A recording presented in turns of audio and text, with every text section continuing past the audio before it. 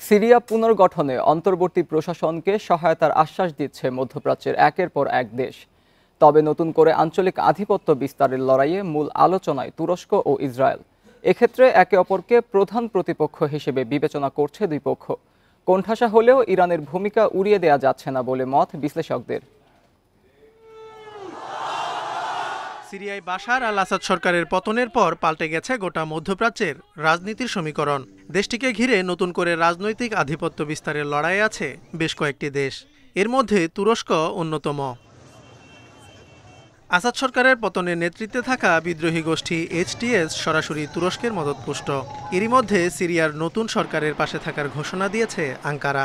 সেই সাথে সিরিয়ার উপর থেকে আন্তর্জাতিক নিষেধাজ্ঞা তুলে নেয়ার আহ্বান তাদের।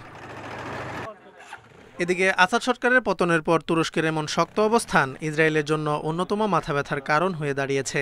একইভাবে সিরীয় ভূখণ্ডে ইসরায়েলি বাহিনীর উপস্থিতিকে ভালো চোখে দেখছে না আঙ্কারা। সিরিয়ায় ইসরায়েলি সেনা উপস্থিতি বহুল কাঙ্ক্ষিত বিপ্লবের গুরুত্ব হারাচ্ছে। সিরিয়াদের জন্য নতুন উদ্বেগের কারণ হয়ে দাঁড়িয়েছে তেল আবিব। তাদের উচিত যত দ্রুত সম্ভব সেনা প্রত্যাহার করে নেয়া। এদিকে সিরিয়ায় কুর্দি গোষ্ঠীর স্থান হবে না বলে সতর্ক করেছেন তুর্কি প্রেসিডেন্ট। এ সময় কুর্দিদের বিরুদ্ধে তুরস্কের অভিযান অব্যাহত থাকবে বলেও জানান এরদোয়ান। সিরিয়া পুনর্গঠনে অন্তর্বর্তী প্রশাসনকে সহায়তার আশ্বাস দিচ্ছে মধ্যপ্রাচ্যের একের পর এক দেশ। সবশেষ সিরীয়দের পাশে দাঁড়ানোর কথা জানিয়েছে জর্ডান।